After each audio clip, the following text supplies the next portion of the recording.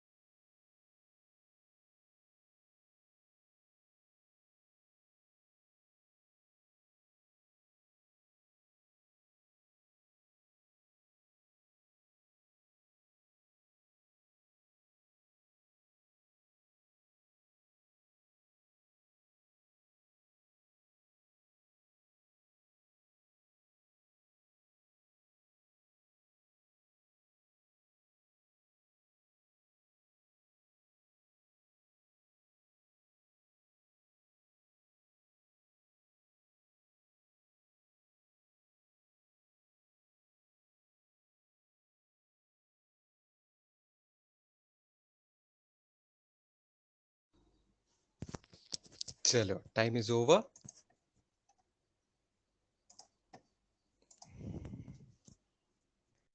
देखते हैं कितने स्टूडेंट्स को कितने सवाल आए हैं। आई थिंक कुछ लोगों ने ऑलरेडी घर पे ही ये एक्सरसाइज ट्राई की होगी, फ्यू स्टूडेंट्स। सो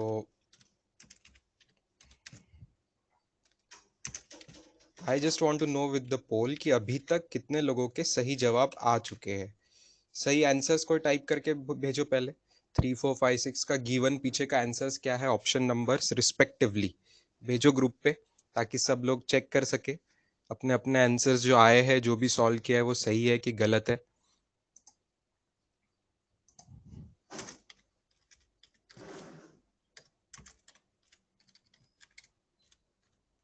भेजो आंसर्स।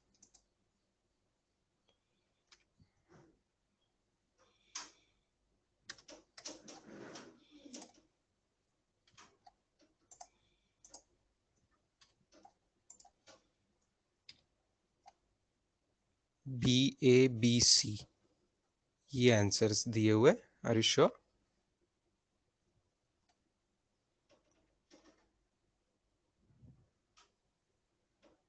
ठीक है,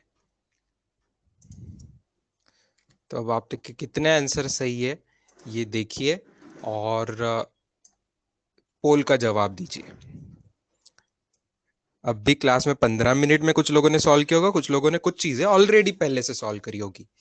तो कितने जवाब सही है मुझे जानने दीजिए, मतलब पूरे क्लास का हाल क्या है, that I want to know कि 4 में से कितने सवाल हो चुके हैं आप लोगों के।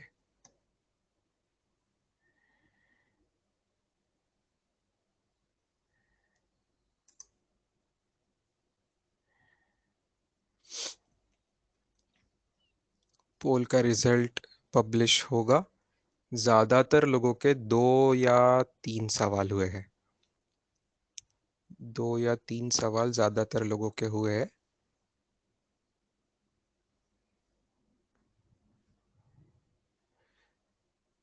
करीब 50 स्टूडेंट्स के 2 हुए हैं, करीब 40 स्टूडेंट्स के 3 हुए हैं, करीब 20 स्टूडेंट्स का 1 सवाल हुआ है, और बाकी कुछ ऐसे हैं जो कि डर रहे जवाब देने से, लेकिन कुछ ही लोगों के, 2 लोगों के चारों सवालों के। That's the result of the poll. चलो ठीक है, अब आ जाते हैं हम on the screen, taking one question at a time. Question number 3।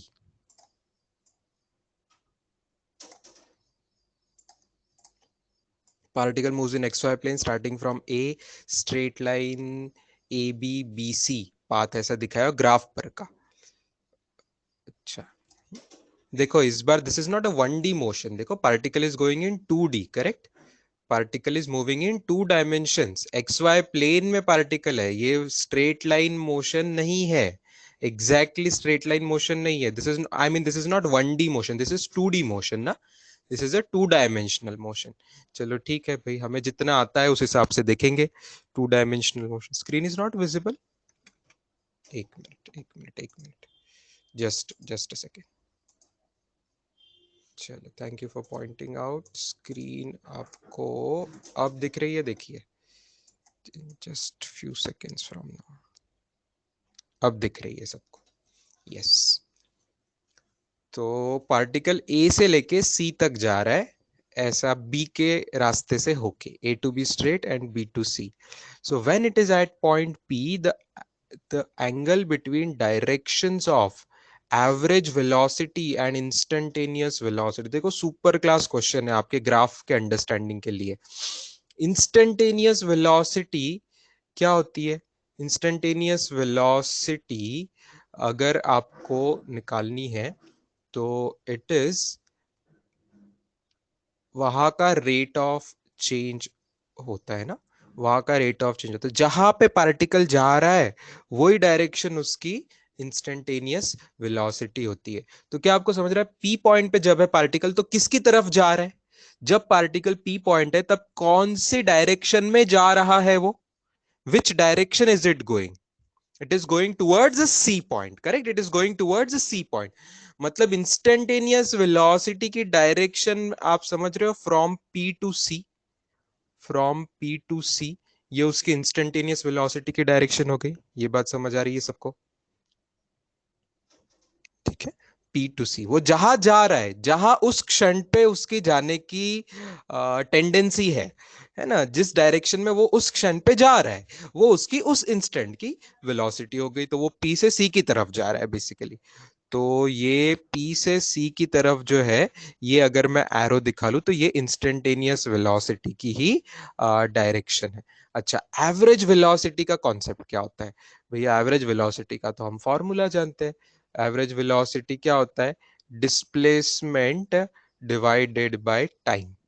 अच्छा, अब टाइम को तो कोई डायरेक्शन नहीं होती है, तो एवरेज वेलोसिटी की अगर मुझे डायरेक्शन चाहिए, एवरेज वेलोसिटी की अगर मुझे डायरेक्शन चाहिए, तो डू यू रियलाइज उसकी direction will be same as displacement का डायरेक्शन। उसके उस it will be same as displacement की डायरेक्शन। डिस्प्लेसमेंट की डायरेक्शन कहां से कहां हुए? व्हाट इज द एकदम initial point?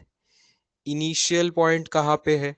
Initial point A point है, right? Initial point A point है, और एकदम फाइनल पॉइंट सी होगा, वो बात मानी। लेकिन हम वहां तक पहुंचे नहीं है। हम कहां तक पहुंचे?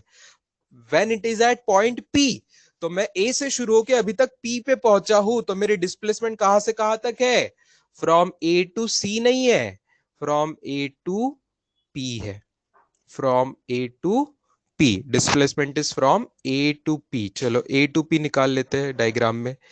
ए टू पी निकाल लेते हैं डायग्राम में। ओके, ये डिस्प्लेसमेंट की डायरेक्शन है, मतलब यही एवरेज वेलोसिटी की डायरेक्शन है। आ रही बात समझ में? चाहे तो थोड़ा एक्सटेंड करके दिखा रहा हूँ, जानबूझ के वो डायरेक्शन में ज्यादा आगे तक दिखा रहा हूँ। हालांकि ए से पी तक हमें समझ आ जाता है कि ये डायरेक्शन।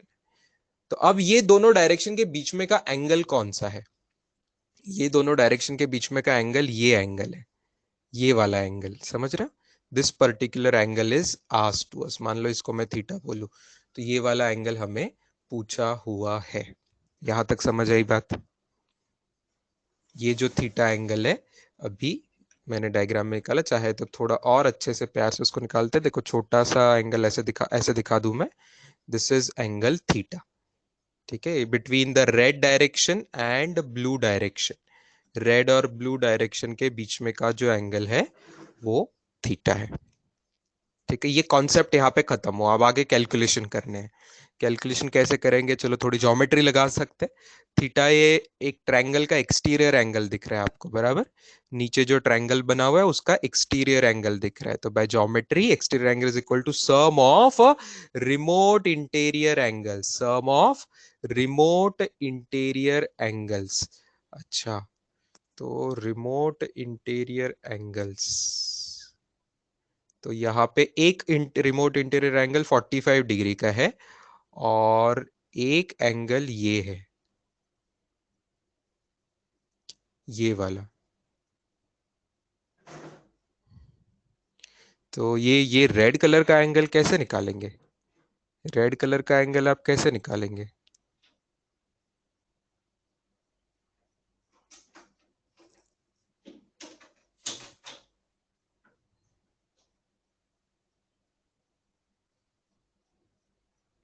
आप सवाल ध्यान से पूरा पढ़िए फिर।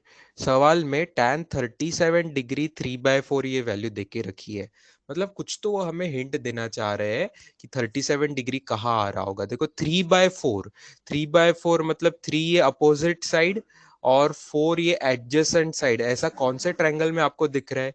आपको ये वाले ट्रायंगल में दिख रहा है, ये वाला देखो।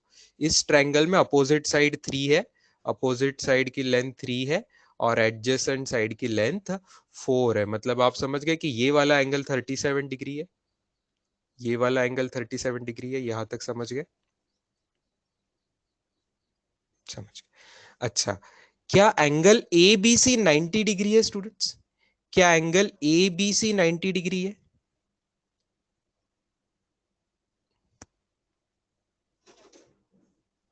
नहीं, कि हाँ? नहीं, नहीं, angle A B C 90 degree नहीं है। ना ना ना ना ना, angle A B C 90 degree नहीं है। Angle A B C 90 degree नहीं है। तो क्या आइडिया करेंगे?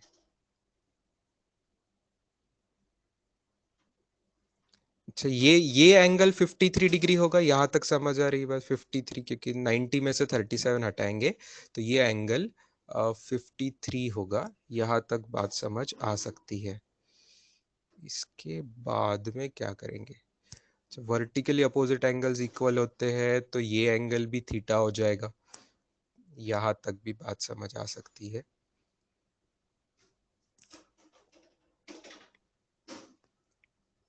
Angle A O B, A O B तो 90 डिग्री होगा, ए ओ बी 90 डिग्री है,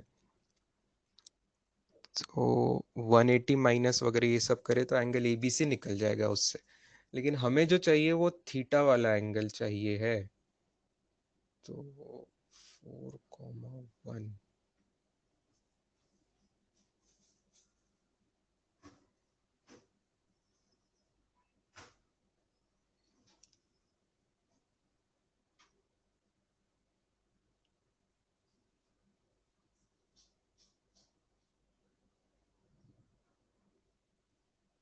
क्या इतना मुश्किल क्वेश्चन है ये सच्ची?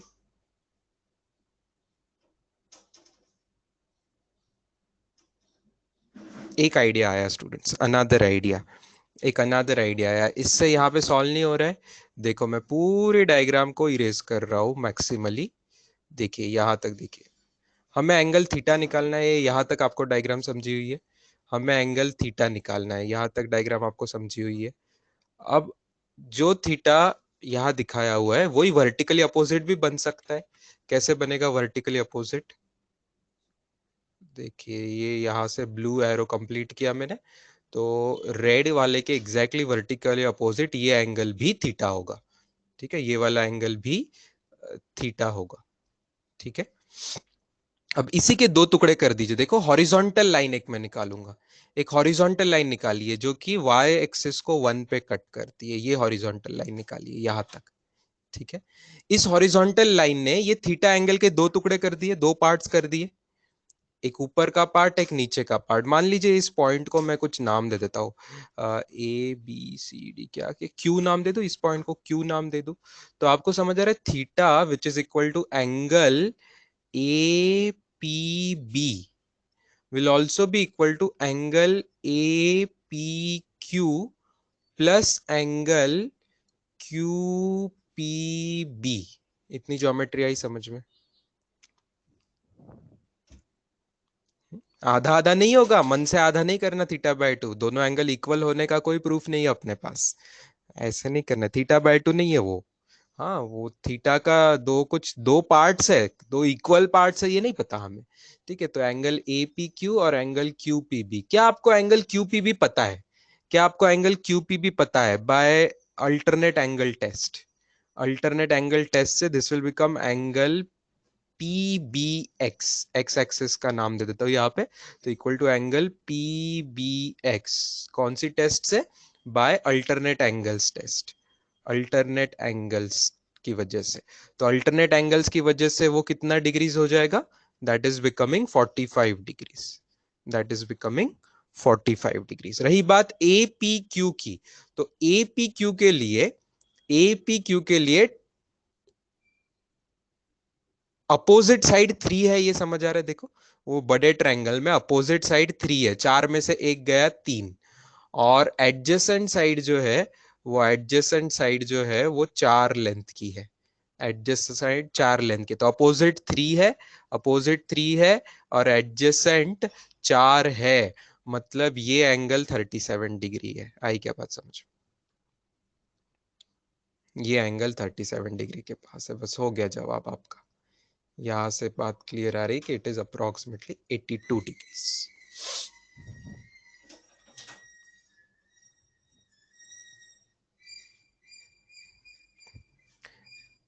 क्लियर है ना बेटा? आधा फिजिक्स था इसमें और आधा ज्योमेट्री था ये क्वेश्चन सॉल्व करने में। ठीक, चलो।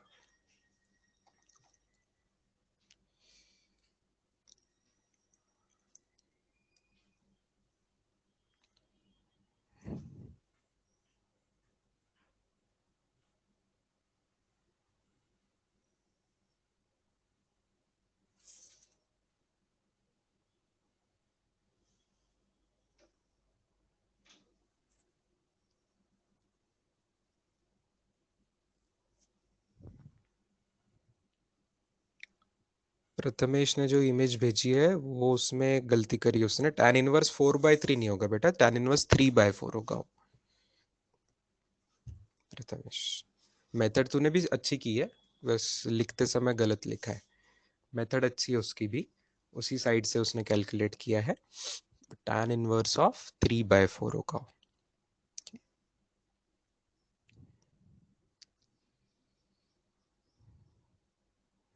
चलिए इसका रिपीट चाहिए तो वीडियो में देख लीजिएगा। ऐसे हर क्वेश्चन को हम 15 मिनट लगाएंगे तो कभी आगे नहीं बढ़ पाएंगे। जिनको स्लो समझ आ रहा है they can once again go through the video. Can we go to question number 4।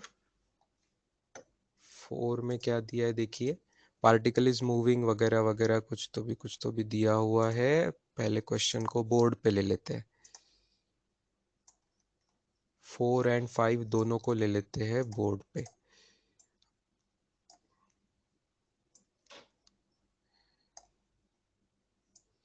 The maximum value of x coordinate of the particle is observed 2 seconds later, starting from time 0. After what time particle reaches its initial position again? सिर्फ x axis के along move कर रहा है और constant acceleration, बहुत खुशी की बात है। कांस्टेंट एक्सेलरेशन बोला मतलब हम इक्वेशन ऑफ मोशंस भी चाहे तो लगा सकते हैं। अच्छा, dx बाई dt मतलब क्या होता है भाई? dx बाई dt तो वेलोसिटी होती है। dx बाई dt क्या होती है? वेलोसिटी होती है। बट ये कब की वेलोसिटी है? टाइम 0 पर की वेलोसिटी है। मतलब ये इनिशियल वेलोसिटी u की बात कर रहे हैं। ये इनिशियल वेलोसिटी u की बात कर रहे हैं। अच्छा, थोड़ी डायग्राम साइड में निकाल लेते हैं स्टूडेंट्स, तो सिचुएशन शायद क्लियर हो जाएगी हमें।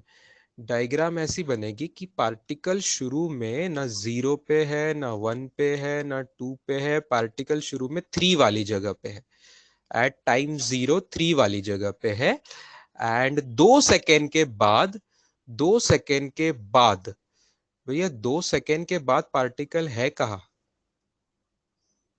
2 सेकेंड के बाद पार्टिकल है कहाँ पे?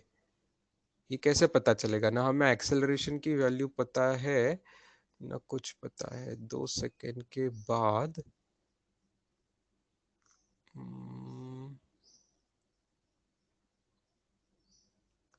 Maximum value is observed 2 second के बाद। At what time particle reaches इस इनिशियल, देखो कहाँ पहुंचा है हमें पता भी नहीं है। 2 सेकेंड के बाद पार्टिकल कहाँ पहुंचा है हमें पता नहीं है।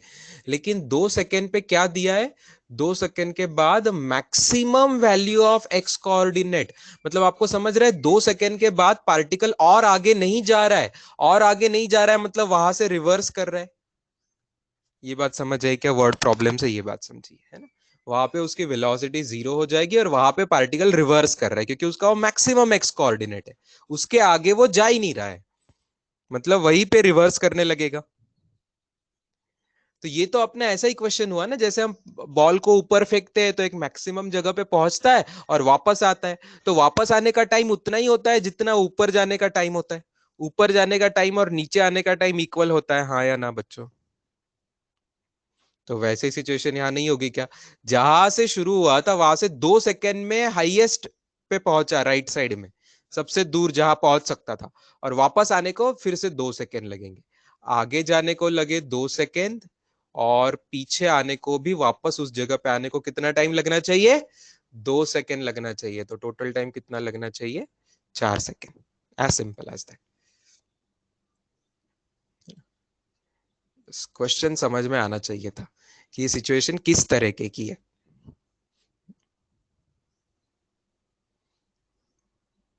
यहाँ पे हमें कोई एक्सेलरेशन की वैल्यू नहीं पता है, फिर भी हमने क्वेश्चन को सॉल्व कर लिया। यहाँ वो मैक्सिमम पॉइंट कितना दूर है हमें ये भी नहीं पता है, कितना एक्सेलरेशन है हमें ये भी नहीं पता है, फिर भी हम क्वेश्चन को सॉल्व कर पाए विथ आवर एक्सपीरियंस। क्योंकि बॉल ऊपर फेंकने का एक्सपीरियंस हमें याद है कि ऊपर फेंकने को जितना टाइम लगता है वापस नीचे आने को भी उतना ही टाइम लगता है। इसलिए बोलो ना बेटा, डाउट है तो मैं इसी के लिए हूँ। डाउट है तो पूछिए, क्लियर कीजिए।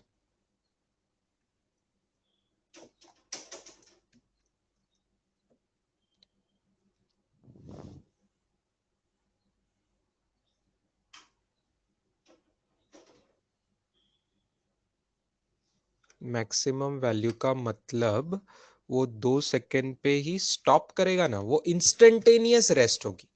स्टॉप करेगा मतलब कंप्लीट परमानेंट स्टॉप नहीं करेगा। जैसे बॉल तो ऊपर फेंकती है तो क्या बॉल रुक जाता है क्या, हवा में जाके ऊपर जाके रुक जाता है क्या? नहीं ना। उस क्षण के लिए लगता है कि अरे रुक गया, लेकिन वापस नीचे आता है। वैसे ये उस क्षण के लिए रखेगा कि रुक गया, लेकिन वापस पीछे आ जाएगा, है ना? वैसी बात है।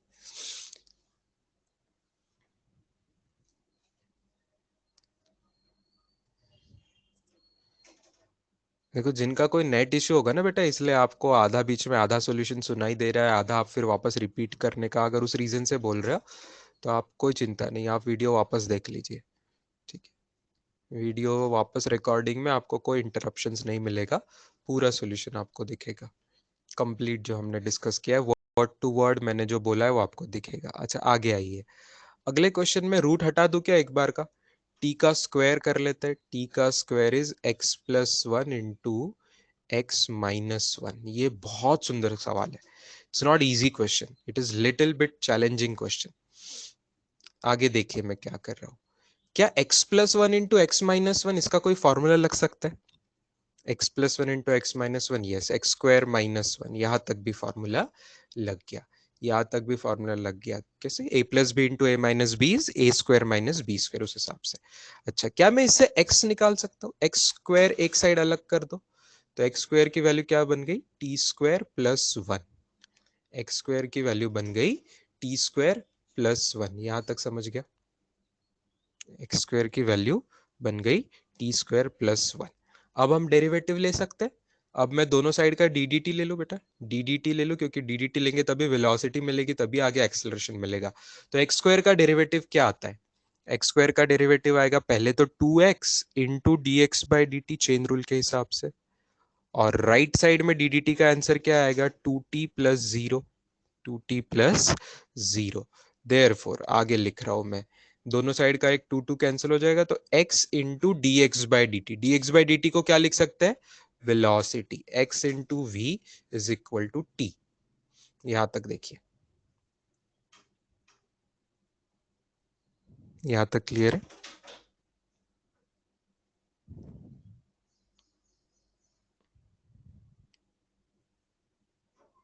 2 कैंसिल हो गए दोनों साइड से, तो x into V is T. अब मैं क्या करूंगा, वापस एक बार मुझे डेरिवेटिव लेना पड़ेगा। वापस एक बार मुझे डेरिवेटिव लेना पड़ेगा। लेके देखते हैं डेरिवेटिव। अब प्रोडक्ट रूल अप्लाई हो जाएगा स्टूडेंट्स, प्रोडक्ट रूल, यूवी जैसा रूल। तो फर्स्ट टर्म इंटू दूसरे का डेरिवेटिव प्लस दूसरी टर्म इंटू पहले का derivative is equal to time का डेरिवेटिव। टाइम का डेरिवेटिव क्या आएगा राइट साइड में? टी का डीडीटी क्या आएगा राइट साइड में? टी का डीडीटी क्या आएगा राइट साइड में? वन आएगा, वन आएगा। ठीक है, देयरफॉर अब लिख लीजिए हर चीज को। x को तो x ही लिखेंगे, dv by D T is acceleration, dv by D T is acceleration, plus v into dx by D T खुद भी v होता है, तो v इंटू वी क्या हो गया? v स्क्वायर हो गया।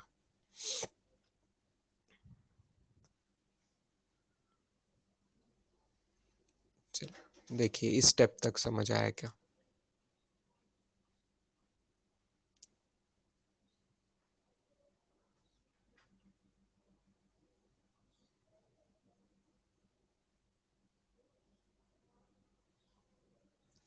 अब हमें पूछा है एक्सेलरेशन, तो मैं आगे चला जाऊं। देयरफॉर, अच्छा वहीं पे नीचे एक बार लिख लेता हूँ, एक्सेलरेशन की वैल्यू क्या बन रही है?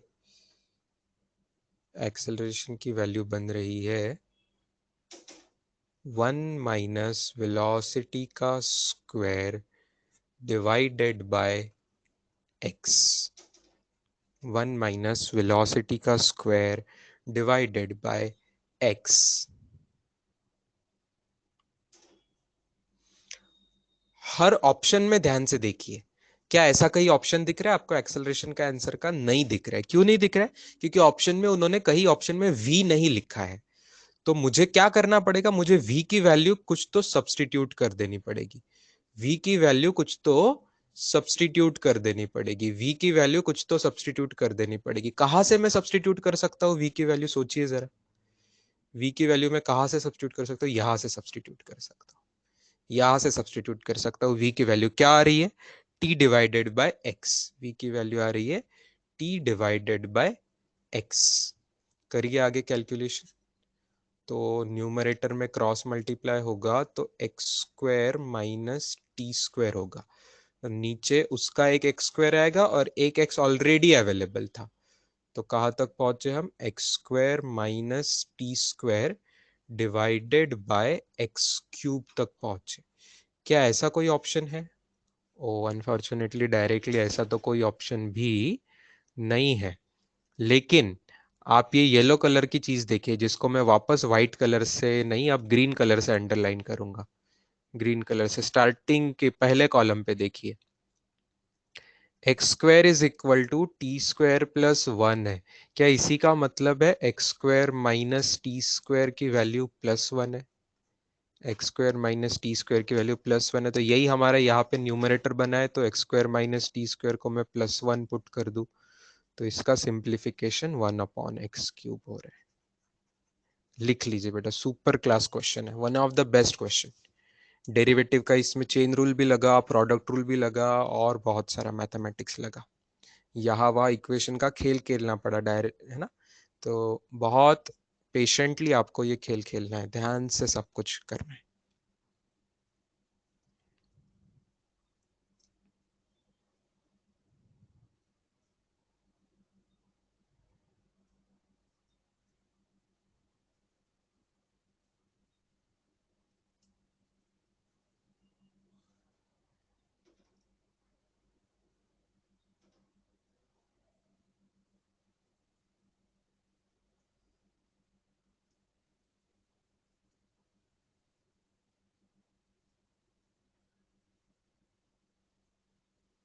व्हाइट स्टेप तो येलो करके आइए बेटा, पिछले पहले कॉलम का येलो स्टेप है ना।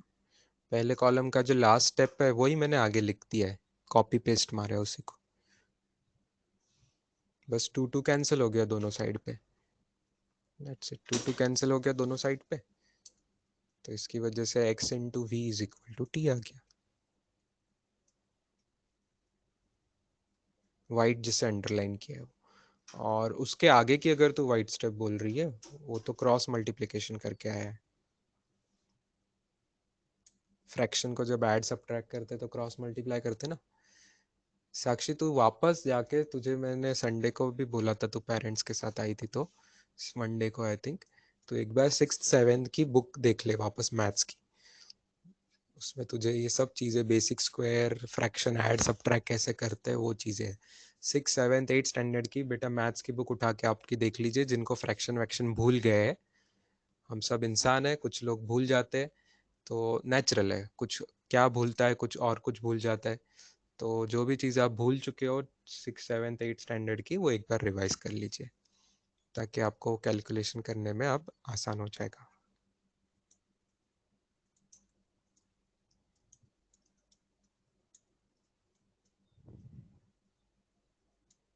ये अकेले स्टूडेंट की प्रॉब्लम नहीं है बेटा, क्लास में ऐसे कई स्टूडेंट्स होंगे जो लोग ये भूल चुके हैं। तो उन सब के लिए ये एडवाइस है कि आप जाके सिक्स स्टैंडर्ड की या सेवेंथ स्टैंडर्ड की, एट स्टैंडर्ड की मैथमेटिक्स की बुक एक बार जाके खोल के उसके पन्ने पलटिए। याद कीजिए कि आपने ये सिक्स पास किया था, सेवेंथ पास किया था, एट स्टैंडर्ड पास किया था, तब आपने कैसे वो क्वेश्चन को सॉल्व किया था, ये आपको याद हो जाएगा।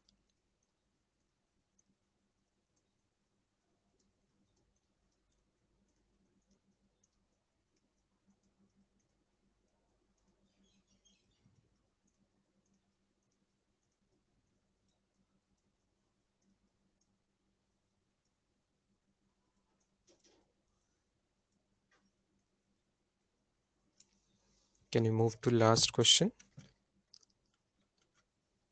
Sixth one.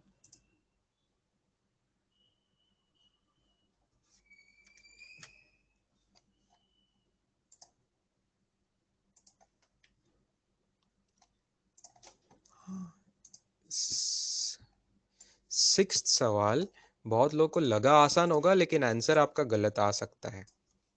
लगा आपको सवाल आसान होगा, लेकिन आपका आंसर 3 मीटर आया होगा। कैसे? इन फिफ्थ सेकेंड पूछा है, तो आप लोग क्या करोगे? फिफ्थ सेकेंड में पूछा है तो आप लोग निकालेंगे, एस एन का फॉर्मूला यूज करेंगे। S N is equal to u plus half a into twice n minus one. तो एन को 5 पुट कर देंगे, तो यहाँ पे u की वैल्यू 48 है, a की वैल्यू -10 है, n की वैल्यू 5 पुट करनी है, तो 2 इंटू 5 माइनस वन लगाइए, तो आंसर क्या आ रहा है देखिए, 48 माइनस 5 इंटू 9, तो 48 माइनस 45, 3 मीटर आंसर आएगा। बहुत खुशी खुशी आपका 3 मीटर आंसर आ जाएगा। और अब बाद में पता चलता है कि ये आंसर नहीं है। क्यों ये आंसर नहीं है? क्यों? क्योंकि सवाल में क्या पूछा है? सवाल में डिस्टेंस पूछा है, डिस्प्लेसमेंट नहीं, डिस्टेंस पूछा है। तो सर आपने तो बताया था स्ट्रेट लाइन मोशन में डिस्टेंस और डिस्प्लेसमेंट सेम होते हैं। हाँ, ऑलमोस्ट हमेशा सेम होता है, बट एक एक्सेप्शन भी हम देख चुके कई सवालों में। अगर पार्टिकल रिवर्स होता है तो गड़बड़ हो सकती है। तो आपको देखना है कि यहाँ पे रिवर्स कब हो रहा है, इसके हिसाब से पार्टिकल कब रिवर्स हो रहा है वो निकालेंगे। रिवर्स होता है व्हेन v जीरो हो जाता है उसका। अच्छा, तो v जीरो कब हो रहा है भाई? v का फॉर्मूला यहाँ पे क्या निकलेगा? एक्सेलरेशन कांस्टेंट है, तो v का फॉर्मूला u प्लस एटी लगा दीजिए। तो u प्लस एटी कब जीरो हो रहा है देखिए, u की वैल्यू 48, a की value -10 into T is equal to 0। तो एट 4.8 सेकेंड्स पे, 4.8 सेकेंड पे पार्टिकल रिवर्स हो रहा है। इसका क्या मतलब है? इसका मतलब क्या है? ये देखो स्ट्रेट लाइन पे आपको मैं इसका मतलब समझा रहा हूं। इसका मतलब है कि पार्टिकल टाइम जीरो पे होगा, कहीं पे मान लो यहाँ पे है, 1 सेकेंड पे मान लो यहाँ पे है, 2 सेकेंड पे मान लो यहाँ पे है, 3 सेकेंड पे मान लो यहाँ पे कहीं है, 4 सेकेंड पे मान लो यहाँ पे कहीं है। उसके बाद और थोड़ा वो आगे जा रहा है, कहाँ तक उसकी हिम्मत है आगे जाने की? सिर्फ 4.8 सेकेंड तक उसकी हिम्मत है आगे जाने की। उसके बाद वो रिवर्स हो रहा है, और हो सकता है कि 5 सेकेंड में वापस कहाँ आ जाए, पीछे कहीं आ जाए, रिटर्न हो जाए रिवर्स होके।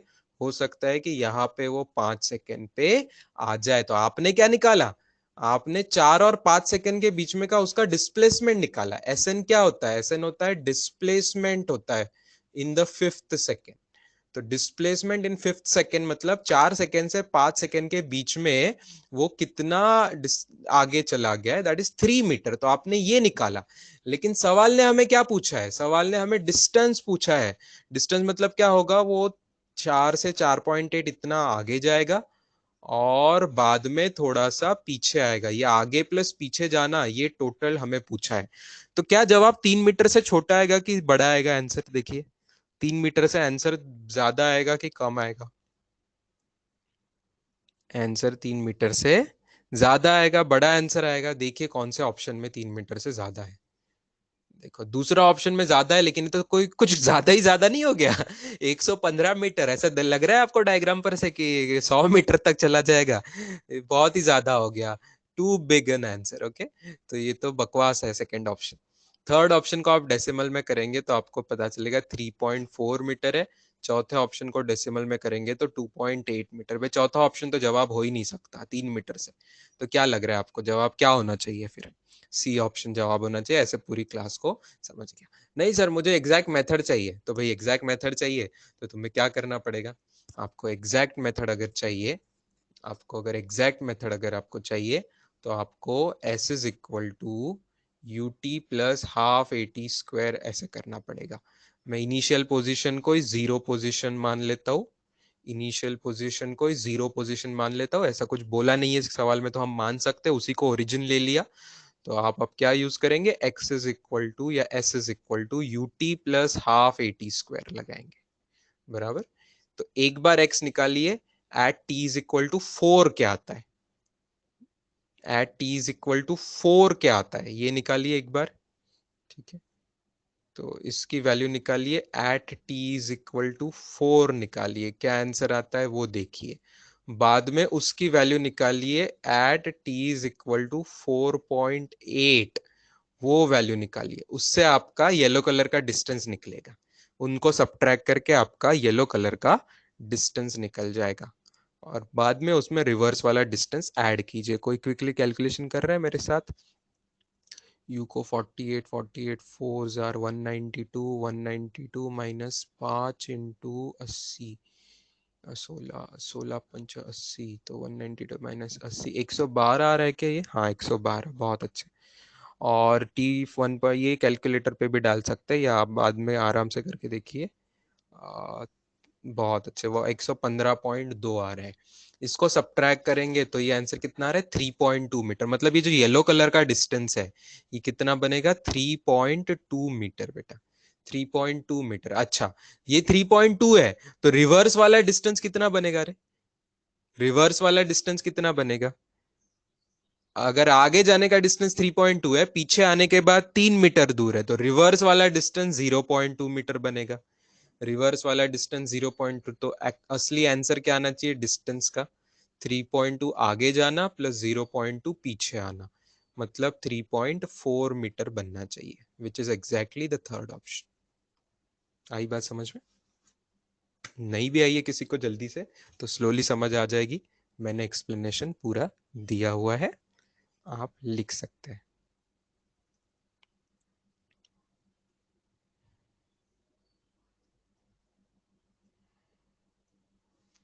ये ऐसा सवाल, एक सवाल आपका पूरा पेपर बिगाड़ सकता है या बना सकता है, आपकी जिंदगी बिगाड़ सकता है।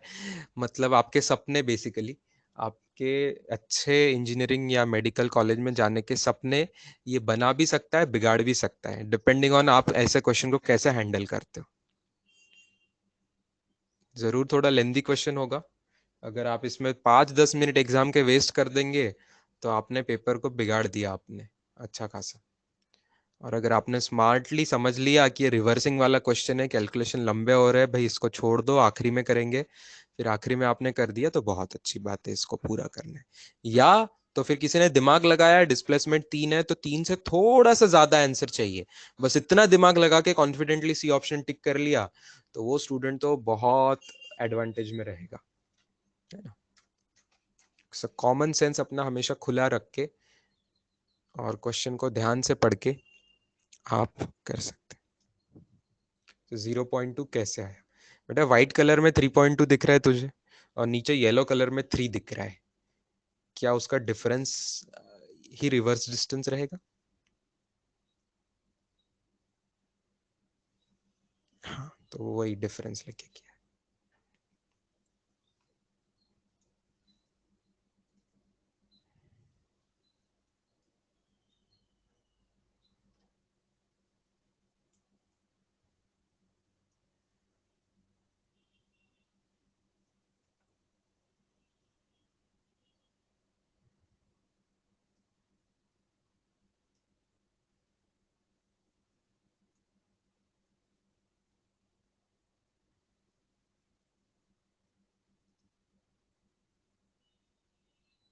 अब आएंगे एचसीवी के डिस्कशन पे स्टूडेंट्स। एचसीवी के जो 10 क्वेश्चंस का होमवर्क था, आप उसमें से मुझे बताएंगे स्टेप बाय स्टेप कौन सा क्वेश्चन आपको नहीं समझा है या अच्छे से नहीं समझा है, कि आपको सॉल्यूशन चाहिए। 17, 18, 19, 20 बताइए। 17, 18, 19, 20, 20वां सवाल। ठीक है, 20 और 22। ओके।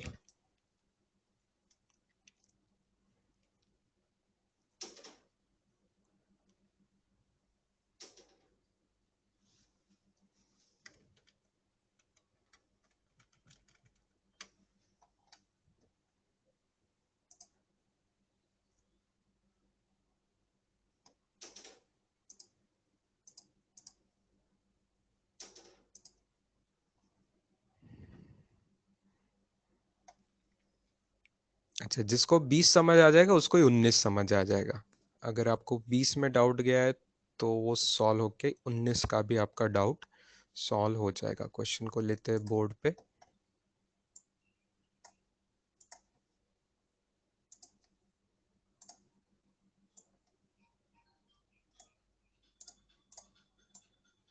HCV का क्वेश्चन नंबर 20 क्या बोल रहा है वो, क्या बोल रहा है? 19 नहीं करूंगा मैं, 20 आने से आपको 19 आ जाएगा।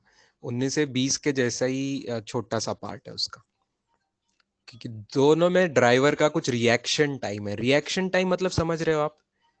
बायोलॉजिकल क्वेश्चन है थोड़ा सा। रिएक्शन टाइम मतलब आपको कुछ भी चीज डेंजर महसूस हुए तो आप उस पर इमीडिएट रिएक्ट नहीं कर पाते ना, थोड़ा सा टाइम जाता है, सेकेंड, मिली सेकेंड, माइक्रो सेकेंड, कुछ तो टाइम जाएगा। It's like what is another biological word for this? Stimulus response कहते हैं उसे, और एक क्या वर्ड है? एक वर्ड है स्टिमुलस का रिस्पॉन्स करने को, रिफ्लेक्स, रिफ्लेक्स एक्शन, ऐसा कुछ था क्या आपको बायोलॉजी में? होता है क्या रिफ्लेक्स एक्शन नाम की चीज होती है क्या? Yes, reflex. तो अपने जो बायोलॉजिकल रिफ्लेक्सेस होते हैं, अपना मसल का बोलो या पूरा पूरा सिस्टम का, जिसमें जो कंट्रीब्यूट करके अपने बॉडी का किसी चीज का रिफ्लेक्स टाइम जो होता है, जैसे कहीं आपको चटका लग रहा है ना? अगर आपको चटका लग गया, आप किचन पे में गए, आपने सच्ची रोटी बनाने के लिए ट्राई किया, और रोटी बनाते बनाते आपको एक्सपर्ट नहीं हो तो आपका ना तवे को हाथ लग गया, जो पैन है उसको आपने हाथ लगा दिया। तो क्या आपको लग रहा है कि आपका हाथ जब टच हुआ और आपने जब हाथ वापस ले लिया, वो एग्जैक्टली सेम टाइम पे हुआ? नहीं, बीच में कुछ तो भी मिली सेकेंड, माइक्रो सेकेंड का आपका टाइम गया। वो आपके बॉडी का रिफ्लेक्स के लिए का टाइम था, वो आपके बॉडी का रिफ्लेक्स का टाइम था। ऐसे हर चीज का कुछ रिफ्लेक्स टाइम होता है। जैसे कि ड्राइवर का है, ड्राइवर को कभी पता चला कि अरे आगे देखो गड्ढा आ रहा है, या आगे कुछ टर्न लेना है, कुछ भी, तो कुछ अगर वो ब्रेक अप्लाई कर रहा है फॉर एनी रीजन, तो ब्रेक अप्लाई करेगा, तो उसने सोचा कि ब्रेक अप्लाई करना है और असली में उसने ब्रेक लगा दिया, उसके बीच में थोड़ा सा टाइम जाएगा ना, वो यहाँ पे रिएक्शन टाइम करके कहा जा रहा है। Okay, that is a reaction time होता है। उस रिएक्शन टाइम में ब्रेक लगाने का सिर्फ सोचा है, लेकिन ब्रेक असली में लगा नहीं है। इसका मतलब जो स्पीड से वो जा रहा था, उसी स्पीड से उतना डिस्टेंस, उतने टाइम तक वो चलते जाएगा। तो यहाँ पे जैसे ब्रेकिंग डिस्टेंस पूछा है, ब्रेकिंग डिस्टेंस का मतलब ब्रेक लगाते समय कितना डिस्टेंस ट्रेवल हो गया। मतलब आपको क्या करना पड़ेगा? आपको करना पड़ेगा जो आपकी स्पीड है 54 kilometre per hour, that is 54 kilometre per hour की आपकी जो स्पीड है, उसको रिएक्शन टाइम से मल्टीप्लाई करना पड़ेगा। 0.20 सेकेंड रिएक्शन टाइम से आपको मल्टीप्लाई करना पड़ेगा, है ना? तो नहीं नहीं नहीं, एक मिनट। ब्रेकिंग डिस्टेंस का मतलब वो क्या बोल रहे हैं? ब्रेकिंग डिस्टेंस मतलब ब्रेक लगाने से पहले का डिस्टेंस बोल रहे हैं कि ब्रेक लगाते समय का डिस्टेंस बोल रहे हैं? बाद का बोल रहे हैं शायद। ठीक है, ठीक है, अगर वो बाद का बोल रहे हैं तो मैं जो लिख रहा हूं वो मैं रिएक्शन टाइम का डिस्टेंस लिख रहा हूं। मैंने जो अभी लिखा है वो ब्रेकिंग डिस्टेंस ना निकालते हुए मैं इस सिचुएशन का, फर्स्ट सिचुएशन का,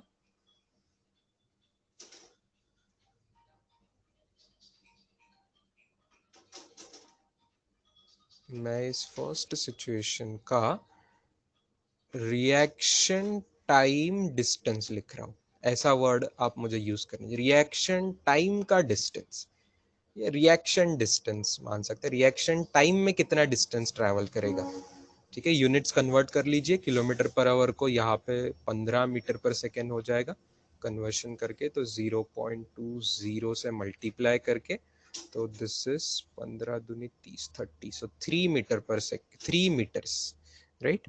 3 मीटर्स उसको टाइम लग रहा है ब्रेक लगाते लगाते। ब्रेक लगाते लगाते ही वो 3 मीटर मतलब आगे चला गया, ब्रेक लगाते लगाते ही वो 3 मीटर आगे चला गया। रही बात ब्रेकिंग डिस्टेंस की, मतलब ब्रेक लगाने के बाद उसको कितना आगे गया, वेल ये तो आप S is equal to u t plus half a t square से करोगे ना।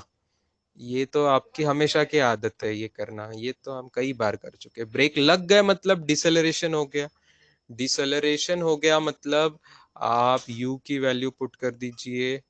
अच्छा, लेकिन टाइम टोटल पता नहीं है, तो फिर आप तो S is equal to u t plus half a t square से ज्यादा किसको प्रेफर करेंगे?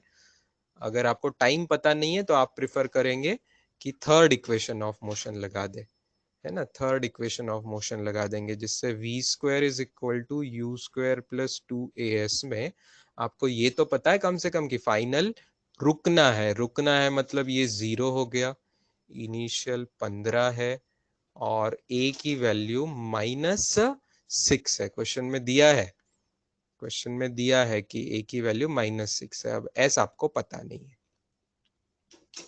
तो ये s आप निकाल लीजिए। s आपका क्या आ रहा है, 15 का स्क्वायर डिवाइडेड बाय 2 6 12। अनफॉर्चुनेटली इसको डेसिमल में करना पड़ेगा, तो 119 के आसपास आ रहा है क्या, अप्रोक्सीमेटली 19, 18.75 मीटर्स आ रहा है, राइट। 18.75 जो कि अप्रोक्स करे, ये एग्जैक्ट आया एक्चुअली अभी 18.7। ये किस चीज का आंसर आया है, ये ए का आंसर है, ब्रेकिंग डिस्टेंस का आंसर है, okay. Braking distance, don't confuse it with acceleration, okay. यहाँ पे एक्सेलरेशन को चाहो तो मैं कुछ कैपिटल ए सिंबल दे देता हूँ, एक्सेलरेशन -6 है, ये स्मॉल ए जो चीज है वो ब्रेकिंग डिस्टेंस, मतलब एक्चुअली यहाँ का डिस्प्लेसमेंट की बात कर रहे हैं ना। ब्रेक लगाते लगाते जितना आगे डिस्प्लेस हुआ दैट इज 18.75। अब टोटल स्टॉपिंग डिस्टेंस में आपको क्या करना पड़ेगा, टोटल स्टॉपिंग डिस्टेंस में आपको क्या करना पड़ेगा, टोटल स्टॉपिंग डिस्टेंस ये इन दोनों की एडिशन हो जाएगी, ये सीधी बात है ना। टोटल वर्ड से ही पता चल रहा है कि ब्रेक लगाने क्या रिएक्शन के समय का और ब्रेक लगाने बाद का, इनको आप ऐड कर दीजिए, तो आपको आंसर क्या मिल रहा है, 21.7। ऐसे ही हर क्वेश्चन में करना है बेटा, ऐसे ही हर क्वेश्चन में, हर क्वेश्चन में कोई रिएक्शन टाइम अलग है, यू अलग है, एक्सेलरेशन अलग है, मेथड यही है, तो मुझे रिपीट करने की जरूरत नहीं है, इसी तरीके से आपको करना है।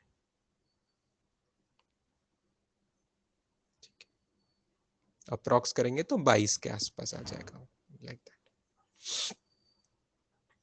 यस,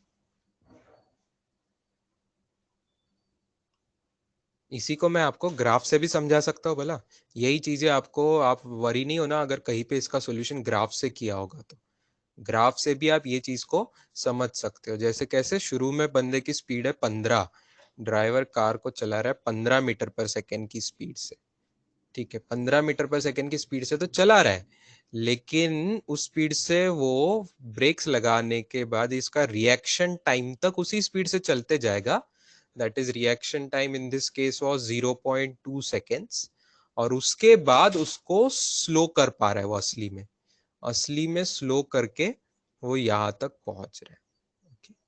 तो इस टाइम तक यहां तक पहुंच रहा है, और यहाँ पे उसकी फाइनल स्पीड 0 मीटर पर सेकेंड हो गई ब्रेक्स लगाने की वजह से। तो ऐसा वीटी ग्राफ आप निकाल सकते हो, ऐसा इसका वीटी ग्राफ आप निकाल सकते हो, जहां 0.2 second is a reaction time, और आप इसका एरिया निकाल कर भी डिस्टेंस फाइंड कर सकते हो, ठीक है, एरिया निकाल के भी टोटल डिस्टेंस फाइंड कर सकते हो। इसके लिए आपको ये टाइम निकालना पड़ेगा, तो ये टाइम आप v is equal to u plus 80 से ये आप टाइम निकाल सकते हो कि ये कितना टाइम लग रहा है। v is equal to u plus 80 से आपको एक्चुअली ये वाला टाइम मिलेगा, v is equal to u plus 80 से आपको ये वाला टाइम मिलेगा, रिएक्शन टाइम के बाद स्टॉपिंग टाइम मिलेगा, इससे आपको स्टॉपिंग का टाइम मिलेगा, समझ रहे हो। तो आप ऐसे ग्राफ से भी कर सकते हो चाहो तो, अलग मेथड हो गई, लेकिन घुमा फिरा के आंसर वही आपको मिलेगा। यही 19वें सवाल में है, वर्ड प्रॉब्लम में है, बस पूरा वर्डिंग्स में है, कोई टेबल बना के नहीं दिया हुआ है आपको, तो आपको समझना है, वर्ड टू वर्ड पढ़ के आपको समझना है, यही सिचुएशन है बेटा, बाकी कुछ नहीं।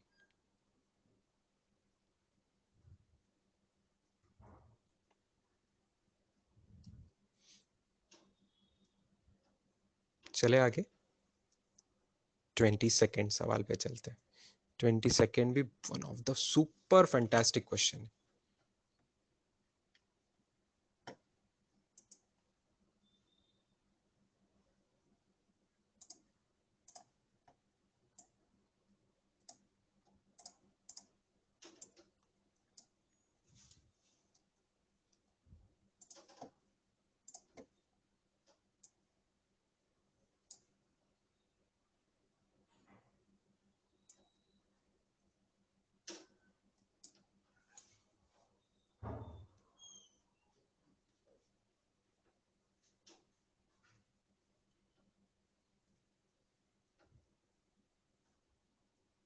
देखो, पहले मैंने आपको एक रोड निकाल के दिखा दिया कि इस रोड पे ऐसी गाड़ियां जा रही है, और दो कार्स है, कार को कुछ नाम दे देंगे, कार ए, कार बी, और हो क्या रहा है कि ओवरटेक कर रही है कार, ओवरटेक कर रही है। कौन किसको ओवरटेक करेगी?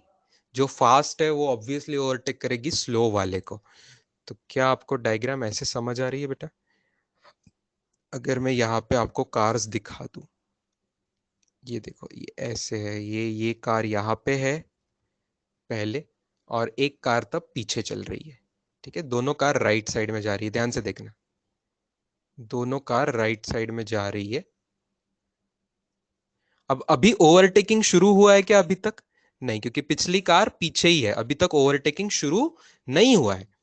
थोड़ी देर बाद हो सकता है ये कार आ गई है थोड़ी आगे, और जो पिछली वाली कार है वो उसको जस्ट यहां पे आ रही है इस तरीके से।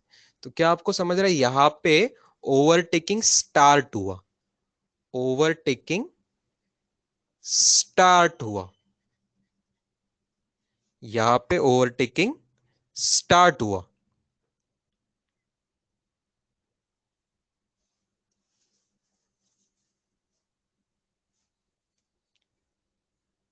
फिर कहीं पे जाके हो सकता है कार ने थोड़ा बहुत ओवरटेक कर लिया है। ठीक है, थोड़ा बहुत ओवरटेक कर लिया, अभी तक पूरा ओवरटेक नहीं किया। हो सकता है और थोड़ी देर बाद जाके कार साथ में भी आ जाए, हो सकता है कि कार्स साथ में भी आ जाए। इसको भी ओवरटेकिंग कंप्लीट होना नहीं बोलेंगे, इसको भी ओवरटेकिंग कंप्लीट होना नहीं बोलेंगे। अभी तो आगे जाना पड़ेगा, ओवरटेक करना मतलब और आगे जाना पड़ेगा। यहाँ थोड़ी आगे चली गई, पिछली वाली कार थोड़ी आगे चली गई, लेकिन अभी तक ओवरटेकिंग कंप्लीट नहीं हुआ है। ओवरटेकिंग कब कंप्लीट होगा? ओवरटेकिंग इस जगह पे कंप्लीट होगा, यहाँ पे। ये बात समझ रही है क्या? देखिए बेटा, ये बात समझ रही है क्या? देखिए यहाँ पे ओवरटेकिंग फिनिश, ओवरटेकिंग फिनिश्ड। ये सबको इमेजिन हो रही है situations? Everyone is able to imagine the situations? चलो,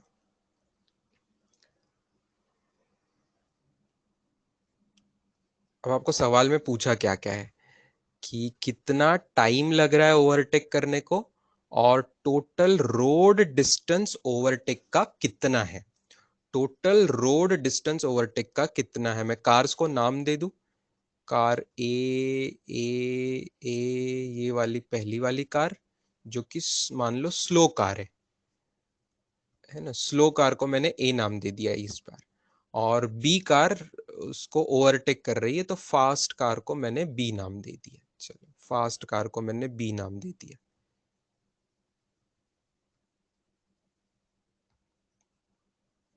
ओके, इस क्वेश्चन को रिलेटिव वेलोसिटी से भी कर सकते हैं, जो कि हम कुछ दिनों में स्टार्ट करने वाले हैं as a next unit, relative velocity. लेकिन अभी मैं बिना रिलेटिव वेलोसिटी के अपने जो नॉलेज है, अपना नॉलेज, उस बेसिस पे कैसे कर सकते हैं ये आपको बताऊंगा। अभी देखो, ओवरटेकिंग स्टार्ट से ओवरटेकिंग फिनिश तक का जो डिस्टेंस है, इसको मैं कुछ एक्स नाम दे दूं अभी के लिए। ओवरटेकिंग स्टार्ट से ओवरटेकिंग फिनिश तक का जो डिस्टेंस है, इसको मैं एक्स नाम देता हूं। अब सोच समझ के बताइएगा कि ये जो मुझे पूछा है total road distance for overtake, ये क्या एक्स है कि कुछ और है? बताइए सोच के, ये एक्स है कि कुछ और है? टोटल रोड डिस्टेंस ओवरटेक करने का जो है, ये एक्स है कि कुछ और है?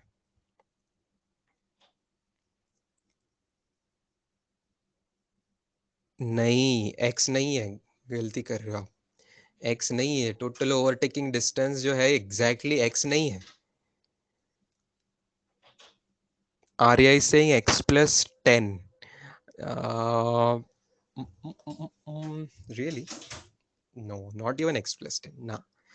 ध्यान से देखिए, मैंने डायग्राम में किस चीज को क्या दिखाया है उस हिसाब से देखिए।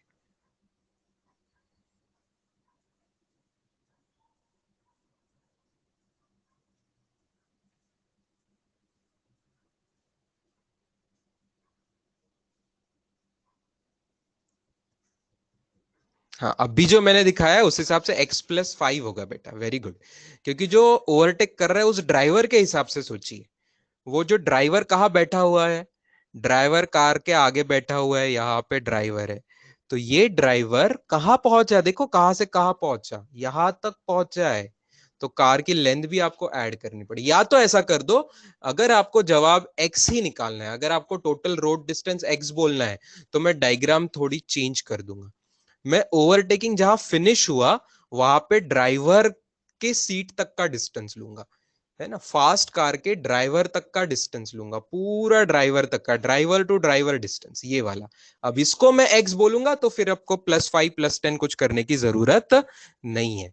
ये बात समझी क्या, ध्यान से देखिए।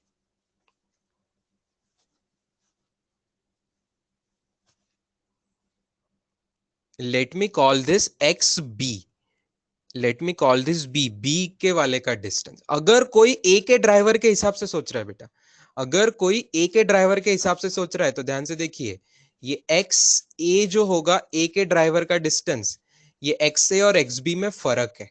कितना फर्क है, एक्स बी बड़ा है एक्स ए से, कितना बड़ा है, दोनों कार की लेंथ ऐड कर दीजिए, दोनों कार की लेंथ 5 मीटर और 5 मीटर ऐड कर दीजिए।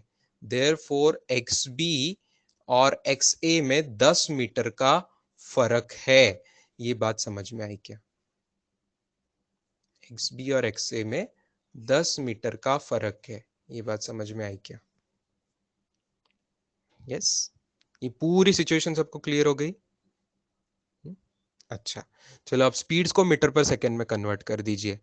5/18 से मल्टीप्लाई करेंगे, इंटू 5/18 करना पड़ता है। तो 42 किलोमीटर पर आवर को सबसे पहले करेंगे। Speed of car A, slow car लिए 42 इंटू 5/18 कीजिए। मेरे ख्याल से 6 6 कैंसिल हो रहा है, सो 35/3 मीटर पर सेकेंड। और वेलोसिटी ऑफ सेकेंड को 60 को 5/18 से करके यूनिट कन्वर्शन किया तो 50/3 मीटर पर सेकेंड हो गया, 50/3 मीटर पर सेकेंड हो गया। ठीक है, मैं पॉइंट में नहीं किया अभी उसको, मैंने रेशो में ही रखा है उसको। 35/3 और 50/3 मीटर पर सेकेंड।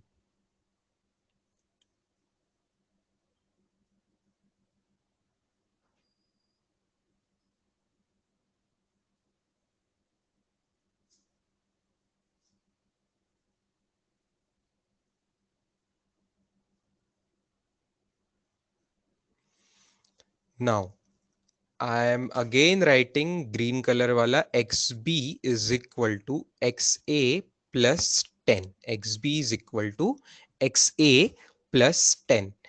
क्या मैं एक्स बी को लिख सकता हूं distance is equal to speed into time, उसकी स्पीड इंटू उसकी टाइम। और फर्स्ट कार के लिए फर्स्ट कार की स्पीड इंटू टाइम, टाइम तो दोनों सेम ही लग रहे हैं ना, साथ साथ में ही चल रहे हैं, टाइम तो दोनों को सेम लगने वाला है। हम टाइम तो काउंटिंग वहीं से स्टार्ट करेंगे जहां ओवरटेकिंग स्टार्ट हो रहा है, और जहां तक ओवरटेकिंग फिनिश हो रहा है वो टाइम लेंगे। तो ये स्टेप समझी सबको। अब बस वैल्यू पुट कर दीजिए। वीबी की वैल्यू 50/3 इंटू टी है, वीए की वैल्यू 35/3 इंटू टी है, +10। तो क्या आपको सब्ट्रैक्ट करके 15/3 into T is equal to 10, therefore T is equal to 2 seconds मिल रहा है, देखिए ये करके आपको टाइम मिल गया, ये करके आपको टाइम मिल गया। ठीक है, और अब आगे क्या पूछा है आपको, total road distance for overtake, total road distance for overtake. देखो पूरा रास्ता कितना यूज हुआ ओवरटेक के लिए, 1 मिनट। तो अभी भी सवाल अपना रहता ही है बाकी। आई थिंक आर्या का जवाब सही था। आर्या ने जो पिछली बार जवाब दिया था ना मैंने, पिछले एक्स में x +10, वो उसका सही था, बिल्कुल सही था उसका सोचना कि टोटल रोड कितना लग रहा है। देखिए बेटा, टोटल रोड कितना यूज हुआ ओवरटेकिंग के लिए, ओवरटेकिंग के टाइम पे कार यहाँ पे थी, तो यहां से लेके कार यहाँ तक पहुंच रही, इतना डिस्टेंस यूज है। देखिए ब्लू कलर में जो मैंने दिखाई है, ये ब्लू कलर में यहां से लेके रोड यूज हुआ है, तो ओवरटेक करने तक यहां तक रोड यूज हुआ है। मतलब total distance you should realise it is x b +5, x b +5, ये सुनो, x b +5।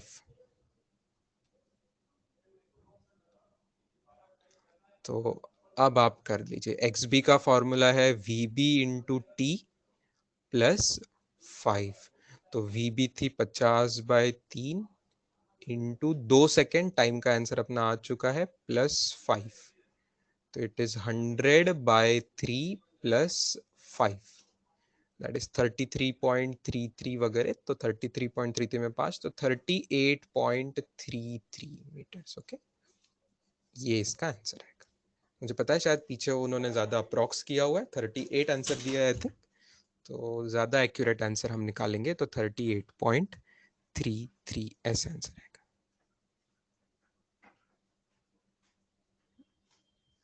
X B plus 5 होगा बेटा, मैंने एक्स बी प्लस 5 ही किया है ना, एक्स बी प्लस 5 ही किया है। आर्या ने एक्स प्लस 10 बताया था, वो तब सही था क्योंकि तब मेरा एक्स छोटा था, तब मैंने ड्राइवर टू ड्राइवर डिस्टेंस नहीं लिया था, मैंने ड्राइवर से लेके तो कार के पीछे तक का डिस्टेंस लिया था, तो तब मुझे 5 और जोड़ना पड़ता। अभी जो डायग्राम है उसमें एक्स बी प्लस 5 होगा, तो वही किया है हमने, एक्स बी प्लस 5 होगा अभी टोटल रोड डिस्टेंस, है ना।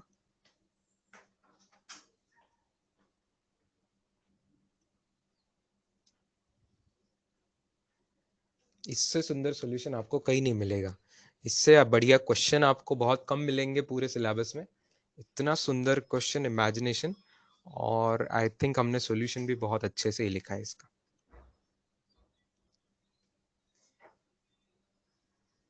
आपकी इमेजिनेशन को, वर्ड प्रॉब्लम से इमेजिनेशन, और इमेजिनेशन को डायग्राम में पुट करना, और फिर अच्छे से इक्वेशन बनाना, ये सभी स्किल्स आपको आपके यूज करने पड़ेंगे। यस यस, इसका स्क्रीनशॉट भी आ जाएगा ग्रुप पे, नो वरीज।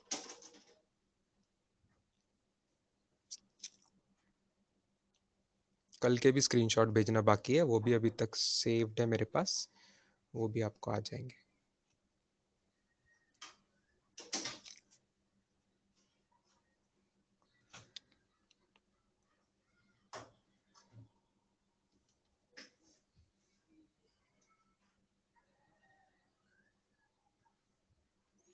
ट्वेंटी फर्स्ट भी किसी को डाउट आ रहा है बेटा, देखता हूँ मैं 21 तब तक 21 क्वेश्चन में क्या डाउट है। Jeep chasing and all, okay ठीक है।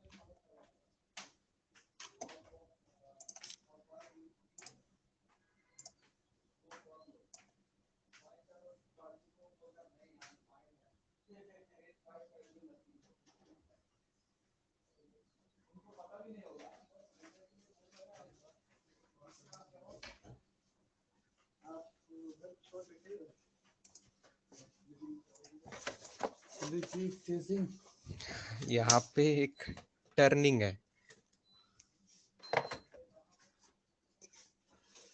और टर्निंग पे पुलिस चोर को क्रॉस कर रही है, पुलिस की जीप चोरों के बाइक को क्रॉस कर रही है टर्निंग रास्ते पे।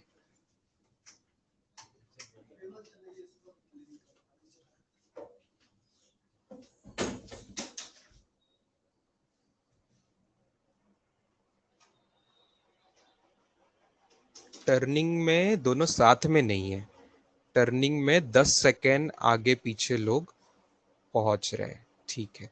मैं कुछ रास्ता ऐसे दिखा दूं चलेगा, कितना टर्न किया है क्या, ऐसा तो कुछ बोला नहीं है, तो मैं ऐसे रास्ता दिखा देता हूँ। ओके, यहाँ पे ये टर्न कर रहे हैं इस तरीके से।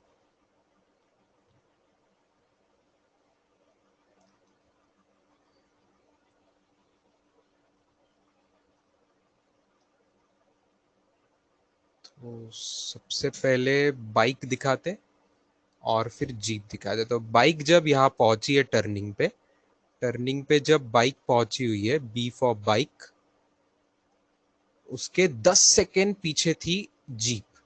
तब जीप जो थी तब जीप जो थी वो 10 सेकेंड पीछे थी। 10 सेकेंड के बाद जीप वहां पहुंची, तब जब जीप यहाँ पे पहुंच जाएगी तब तक बाइक कहीं और आगे निकल चुकी होगी, तब तक बाइक कहीं आगे निकल चुकी होगी।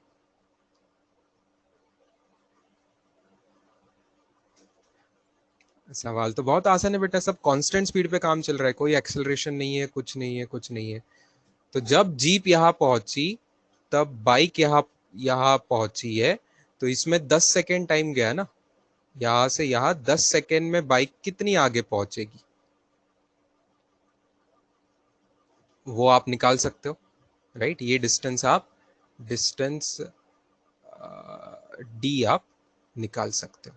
मान लो उसके बाद में आगे जाके उन्होंने पकड़ा और कहीं बहुत डिस्टेंस जाके वो दोनों साथ में आ गए, जहां पे बाइक जहां है और जीप जहां पे है ये दोनों साथ में आ गए।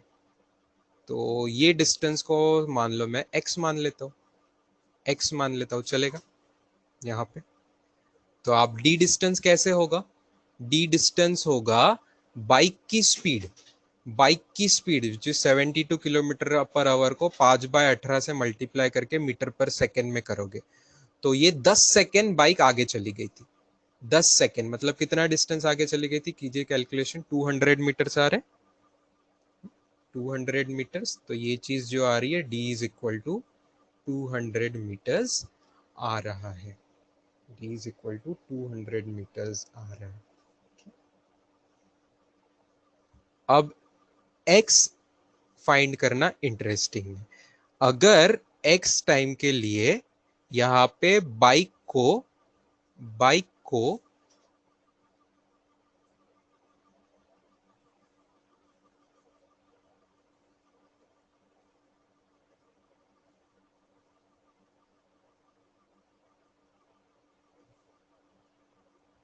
t सेकेंड्स लगे, मान लो t सेकेंड्स लगे बाइक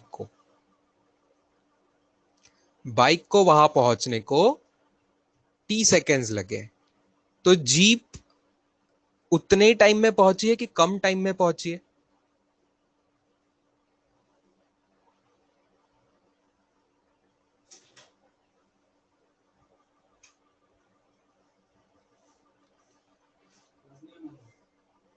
जब टर्निंग किया तो टर्निंग से लेके जीप को कैच करने को कितना टाइम लगना चाहिए, टी लगेगा कि टी से ज्यादा लगेगा? सोचिए। टी टाइम मैंने बाइक का कैसा दिखाया है, बाइक का टी टाइम दिखाया है इस पॉइंट से, यहां से। तो जीप जब टर्न करेगी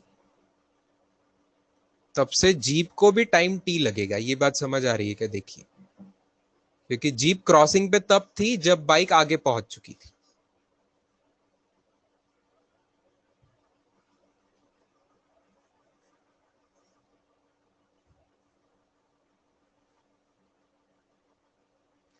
तो जीप टाइम टी में पूरा डिस्टेंस कवर कर रही है x प्लस डी, बिल्कुल सही।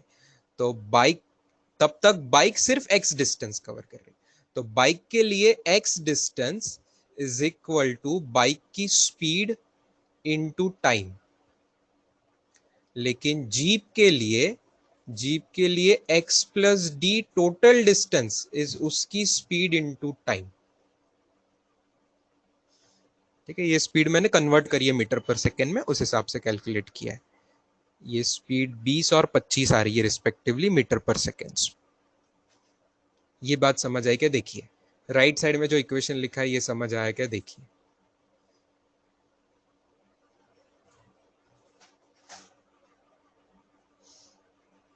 एवरीवन स्टूडेंट्स, देखिए राइट साइड का इक्वेशन समझ आया क्या?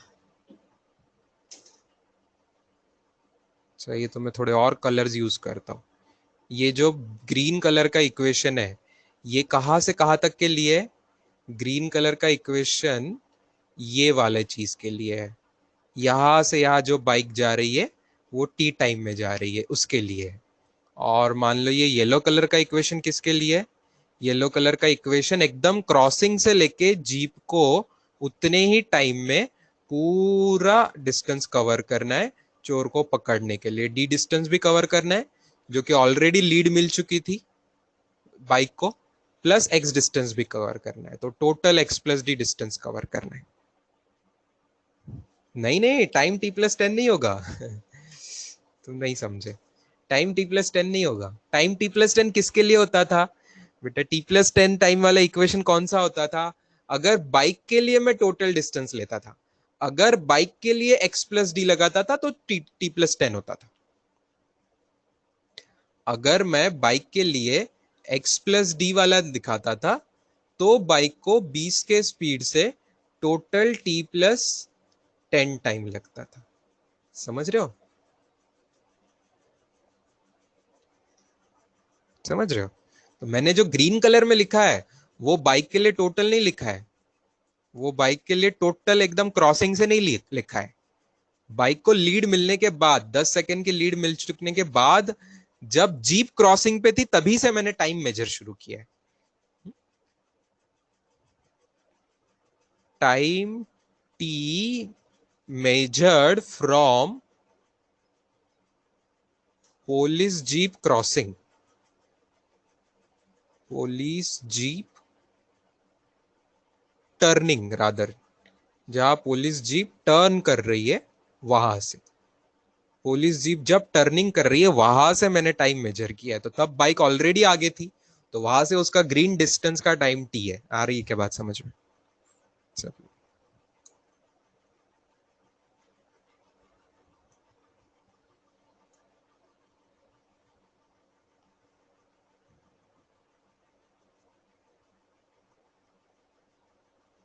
ठीक है।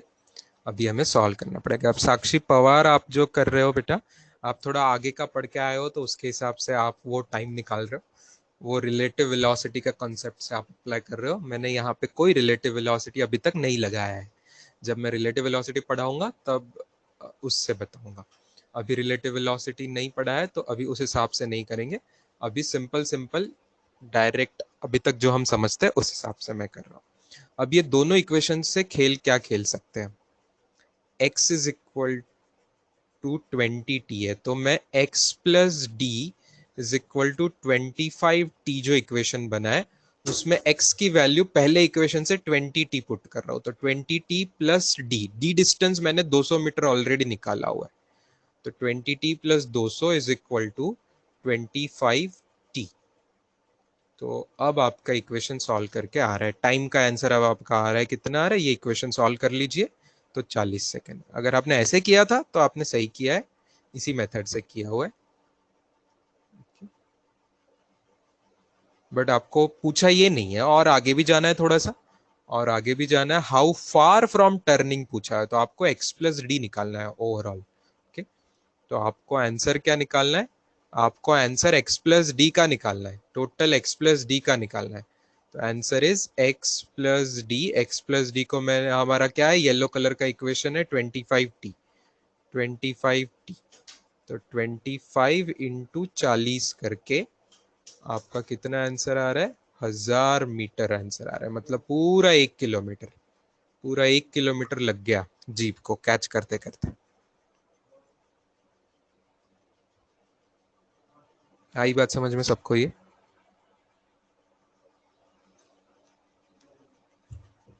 ठीक है। आपने अपने से सॉल्व किया होगा तो आपने किसी और चीज को डी माना होगा, किसी और चीज को एक्स माना होगा, तो आपकी मर्जी है आपने कैसे किया। हर जन इस सवाल को सॉल्व करते करते वेरिएबल को क्या नाम लेगा वो अपने अपने पे डिपेंड करते हैं, क्योंकि सवाल ने कोई डी और एक्स नहीं बोला है। तो आप किसको डी बोल रहे हो, किसको एक्स बोल रहे हो, किसको एस बोल रहे हो, किसको कुछ और वाई बोल रहे हो, आपकी मर्जी है। ठीक है। मैंने जिस तरीके से डायग्राम में डी और एक्स लिया है उस तरीके से आपको सॉल्व करके बताया है। ऑल राइट, क्लियर है? और कोई क्वेश्चन आपको डाउट था बेटा? एक आधा क्वेश्चन हम जल्दी से शायद ले पाएंगे 26 तक, बाकी क्लियर थे। 23, 4, 5, 6 वेर क्लियर। 25 का सी ऑप्शन सर एक्सप्लेन कर दीजिए। ठीक है, वी विल एंड विथ 25 का see here. Stone is thrown vertically upward with speed 28, maximum height निकाली होगी आपने, velocity 1 second before it reaches ये निकाला होगा। Does the answer of part b change if the initial speed is more than 28 metre पर second? ऐसे ये होगा या वो होगा, तो क्या उसका आंसर चेंज होता है? Find the velocity 1 second before it reaches the maximum height.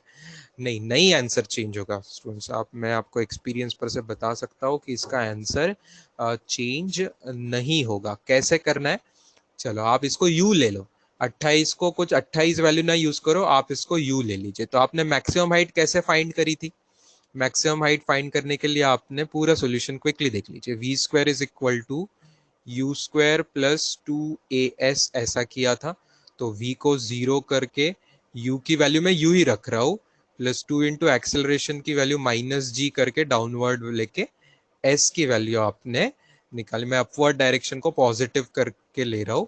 Therefore आपका जो h मैक्स है, हाइट मैक्सिमम जो है, h मैक्सिमम जो है, इसका फॉर्मूला आपका बन रहा है u स्क्वायर अपॉन 2g, ये बन गया। उसके बाद velocity 1 second before it reaches the maximum height, velocity 1 second before it reaches the maximum height. तो आपको टोटल का टाइम भी पहले निकाल लीजिए भाई। v is equal to u plus a t के हिसाब से आप वैल्यूज पुट करेंगे तो आपका t आ रहा है u बाय जी, क्योंकि एक्सेलरेशन की वैल्यू माइनस जी रखेंगे, v की वैल्यू आप 0 रखेंगे, तो आपका टाइम आ रहा है u बाय जी। टाइम आ रहा है u बाय जी। तो उससे 1 सेकेंड पहले की वेलोसिटी, 1 सेकेंड टाइम कम करना है आपको, उसमें से आपको 1 सेकेंड टाइम कम करना है, और तब की आपको वेलोसिटी निकालनी है, तब की आपको वेलोसिटी। तो v square is equal to u square plus 2as में नहीं, इस बार क्वेश्चन थोड़ा मुश्किल हो गया है। क्या करना पड़ेगा? S is equal to u t plus half a t square करना पड़ेगा। It's velocity 1 second before it reaches the maximum height. velocity 1 second before it reaches the maximum height। v is equal to u plus 80 करना है ना, v is equal to u plus 80 ही करना है, ठीक है। लेकिन अब आपको u क्या पुट करना है? u तो u ही पुट करो, एक्सेलरेशन तो माइनस जी ही पुट करो, लेकिन अब टाइम क्या पुट करेंगे?